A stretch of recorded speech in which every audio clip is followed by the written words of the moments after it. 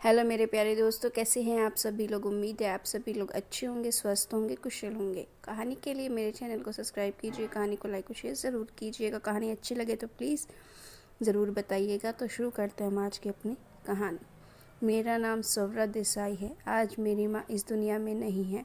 उनको गुजरे 6 साल बीत गए, लेकिन आज भी जब उनके तस्वीर के सामने खड़ी होकर उन्हें याद करती हूँ तो मेरी आँखों से केवल पश्चाताप के आंसू ही बहते हैं। मैं एक औरत होकर भी उनका दर्द न समझ पाई। यही गम मुझे खाए जा रहा है। मेरी माँ का नाम तर्जनी देसाई था। वो सूरत, गुजरात के सबसे रईस अनिल और सुनंदा देसाई की इकलौती संतान थी। इस वजह से वो बड़े नाजों से पली थी। मेरी माँ पढ़ाई में अच्छी होने के साथ साथ खूबसूरत भी बहुत थी। MBA करने के बाद उन्हें वहीं एक बैंक में नौकरी भी मिल गई।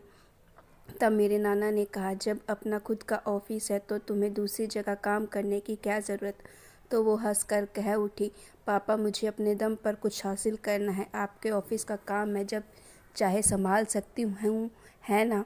उनकी बात सुनकर नाना मुस्कुरा पड़े। बेटी जब जवान होने लगती है तब से उसकी माँ को उसकी शादी की चिंता होने लगती है।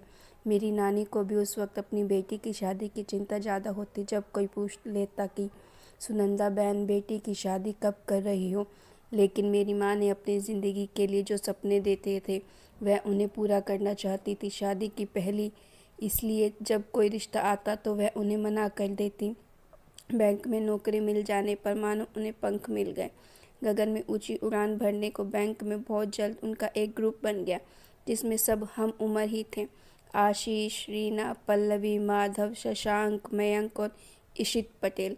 इशित ज़हीन, खूबसूरत, नेक सीरत, यानी किसी को भी पल भर में अपना बना लेने का हुनर था उसमें। वह सबका चहेता था। धीरे धीरे वह माँ का खास दोस्त बन गया और फिर दोनों में प्यार हो गया। सबसे छिपकर दोनों मिलने लगे। माँ घर पर झूठ बोलकर इशित के साथ ज़्यादा से ज़्यादा वक्त गुजारने लगी। आखिर एक दिन माँ ने नानी को अपनी दिल की बात पूरी बता दी।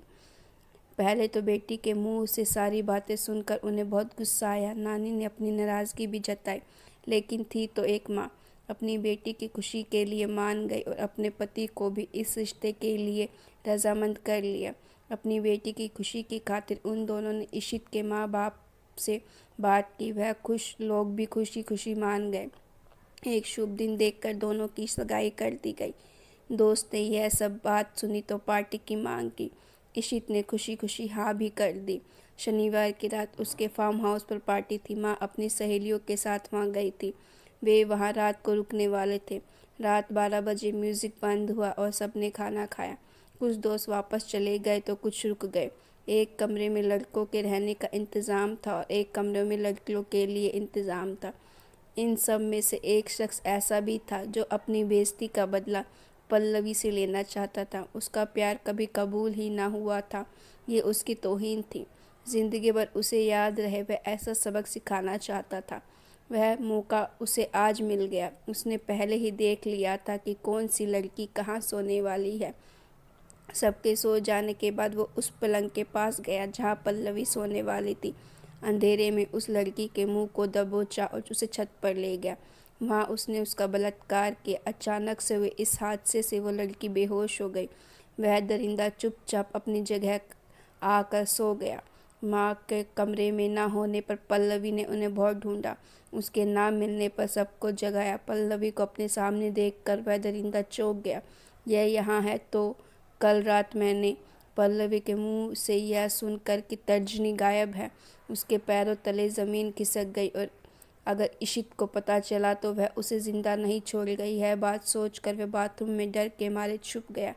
आखिरकार छत से आती आवाज़ सुनकर सब ऊपर गए। जो देखा उसे उसकी आंखें शर्म से झुक गई। माँ वहाँ बंधी हुई पड़ी थी। पल्लवी नीचे से एक चादर ले आई और माँ को ढक दिया। माँ इशित से लपेट कर बहुत रोई, लेकिन उसके पास भी बोलने के लिए शब्द नहीं थे। सब सूरत वापस आ गए। नानी ने जब इस हादसे के बारे में सुना तो कुछ बोल ना पाई, सोफे पर गिर गई। पल्लवी ने उन्हें संभाला। रात को जब नाना घर आए तो सन्नाटा था। वो समझ नहीं पाए कि बात क्या थी। अंदर आकर नानी को बेहोश पाया तो वो घबरा गए। क्या हुआ, तुम ऐसे क्यों हो, उन्होंने उनसे पूछा। नानी रोने लगी और माँ के साथ हुए हादसे के बारे में उन्हें बताया तो नाना के छाती में दर्द हुआ और वह क्या क्या क्या कहकर गिर पड़े। गिरने की आवाज़ सुन नानी ने इशित को बुलाया। वह माँ के कमरे में दौड़ता हुआ आया और नाना को अस्पताल ले गया, लेकिन बहुत कोशिशों के बाद भी नाना को बचाया ना जा सका। अचानक एक ही दिन में नानी ने 2 गहरे सदमे सहन किए। वह गुमसुम सी हो गई। इशित और उसके माता पिता ने सब कुछ संभाला। अस्पताल से नाना को घर ले आए। माँ का नाना के गुजर जाने की बात पता न थी। नाना की मौत की वजह से माँ पत्थर की मूर्त बन गई। ना किसी से बात करती, ना किसी को पहचानती। सारी घटना जानने के बाद शशांक माँ की ज़िंदगी में किसी मसीहा की तरह आया और नानी और माँ को संभालने लगा। शुरू में इशित हर रोज़ माँ के घर आता था, लेकिन शशांक का रोज़ रोज़ आना देखने का उसे तकलीफ़ होने लगी। उसने धीरे धीरे वहाँ आना बंद कर दिया। एक दिन इशित के माता पिता नानी के पास आए और माफ़ी मांग कर रिश्ता तोड़ दिया, यह बात करके कि वह बलात्कार हुई लड़की को वो अपने घर की बहू नहीं बना सकते। वो चले गए। नानी माँ की बदकिस्मत पर रोने लगी। तब शशांक ने नाली को संभाला और कहा, इस बात पर मातम ना मनाएं। उन्होंने तो यह भी नहीं पता चल सका कि इस घटना का असली गुनहगार कौन था। डॉक्टर की दवा और शशांक की मेहनत रंग लाने लगी। माँ फिर से ठीक होने लगी। शशांक का साथ मानो माँ को अंधेरे से रोशनी की ओर ले जाने लगा। नाना का देहांत, माँ की देखभाल, फैक्ट्री के काम काज नानी के लिए बहुत मुश्किल बात थी, पर वह एक चट्टान की तरह सब संभाल रही थी। रिश्ते टूटने पर समाज में तरह तरह की बातें होने लगी, पर शशांक और नानी का साथ था कि माँ आगे बढ़ती रही। उस हादसे को 6 महीने हो गए थे। माँ बिल्कुल ठीक हो गई थी। तब उन्हें पता चला कि इशित भी उन्हें छोड़कर चला गया है। उन्हें उस गलती की सज़ा मिल रही थी जो उन्होंने कभी की ही नहीं थी। गलती किसी और की, पर सज़ा उन्हें मिल रही थी। यह सब दुख क्या कम था माँ के जीवन में। जो एक दिन उनकी तबीयत फिर बिगड़ी, उन्हें अस्पताल ले जाया गया। वहाँ मालूम पड़ा कि माँ को बच्चा होने वाला है। उसकी बात से नानी का दुख और भी बढ़ गया। नानी ने ठान लिया कि वो इस अनचाहे गर्भ को अपनी बेटी की ज़िंदगी से निकाल फेंकेगी और अपना फ़ैसला उन्हें माँ को बताया। माँ ने नानी के इस फैसले को मानने से इनकार कर दिया। इस बच्चे की इसमें कोई गलती नहीं है। मुझे कोई हक नहीं है कि मैं उसकी सांसें छीनूं। देखते ही देखते शशांक की शादी प्रतिभा से हो गई। प्रतिभा की हमदर्दी भी माँ के साथ थी। माँ का 8वां महीना चल रहा था कि अचानक उनकी तबीयत एक दिन खराब हो गई। शशांक को फ़ोन कर नानी माँ को अस्पताल ले गई। जांच के बाद पता चला कि माँ की हालत काफ़ी नाजुक है, ऑपरेशन करना पड़ेगा। शशांक तब तक आ चुका था और सारे कागजात पर उन्होंने दस्तखत कर दिए थे। माँ ने मुझे जन्म दिया। कमज़ोर होने के कारण मुझे कुछ दिन कांच की पेटी में रखा गया था। अस्पताल से आकर माँ ने मेरा नामकरण की जिम्मेदारी शशांक और प्रतिभा को दी थी। शशांक ने मुस्कुराकर मेरा नाम सावरा रखा। देखते देखते माँ फैक्ट्री जाने लगी और मुझे नानी संभालने लगी। काम में मुश्किल आने पर माँ शशांक की मदद लिया करती थी। कितने समय से शशांक माँ के साथ था। उन्हें माँ के जीवन में हर अच्छे बुरे वक्त में उनका साथ दिया था, वो भी किसी आरजू या शिकायत के बगैर। इस बात का असर माँ के मन पर पड़ा। वो मन ही मन शशांक को चाहने लगी थी। मन की चाहत को प्लेटोनिक लव कहते हैं, जिसमें जिस्मों की नहीं बल्कि आध्यात्मिक प्यार होता है, यानी कि रूह का कुहू से प्यार होता है। लेकिन इस प्रेम को समझना काफ़ी मुश्किल काम है।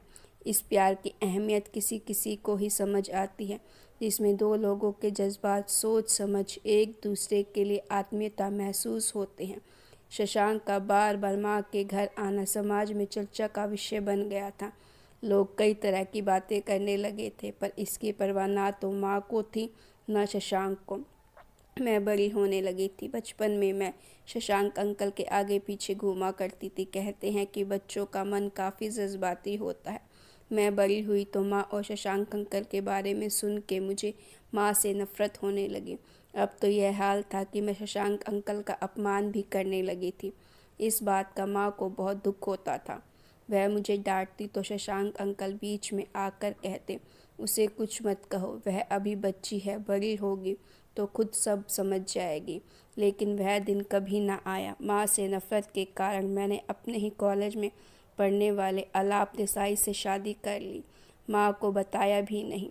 मेरा यह रूखापन माँ से सहन नहीं हुआ। उन्होंने कितने ख्वाब सजाए थे। एक एक ख्वाब के तिनके से माँ ने अपना आशियाना बनाया था, लेकिन मैंने ही उनके ख्वाब के आशियाने को जला दिया।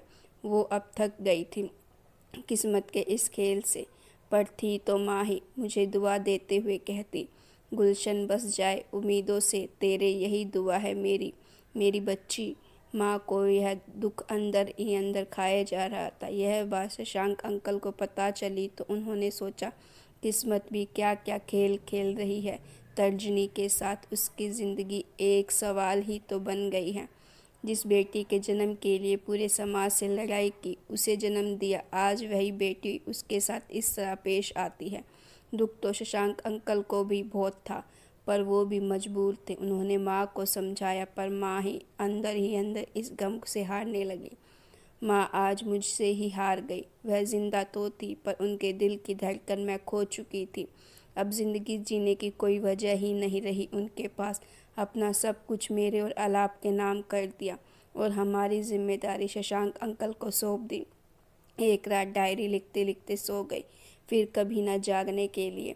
दूसरे दिन अंकल घर आए तो नानी से पूछा, तर्जनी कहाँ है? तो नानी ने कहा, ना जाने अभी तक क्यों सो रही है। नानी की बात सुन वे माँ के कमरे में गए और देखा कि वो गहरी नींद सो रही थी। कुछ आशंका हुई तो उन्होंने नज़दीक जाकर जांचा। माँ इस दुनिया को छोड़कर जा चुकी थी। वो दंग रह गए। शशांक अंकल ने मुझे और अलाप को फ़ोन करके सच्चाई बताई और बड़े दुख के साथ उन्होंने अपनी पत्नी के साथ सारी रस्में निभाई। आखिर मैं माँ की वसीयत के मुताबिक सब कुछ मुझे और अलाप को सौंप दिया और नानी को अपने साथ ले गए। जाते जाते माँ की डायरी मुझे देते हुए कहा, स्वरा बेटा, अगर वक्त मिले तो एक बार इसे पढ़ना ज़रूर। इसमें तेरी माँ की वो सच्चाई है जिससे तू आज तक अनजान थी। घर आकर मैंने डायरी पढ़ी। एक एक पेज पर माँ की वेदना झलक रही थी और जब अपनी सच्चाई पढ़ी तो फूट फूट कर रोने लगी। अरे यह मैंने क्या कर डाला।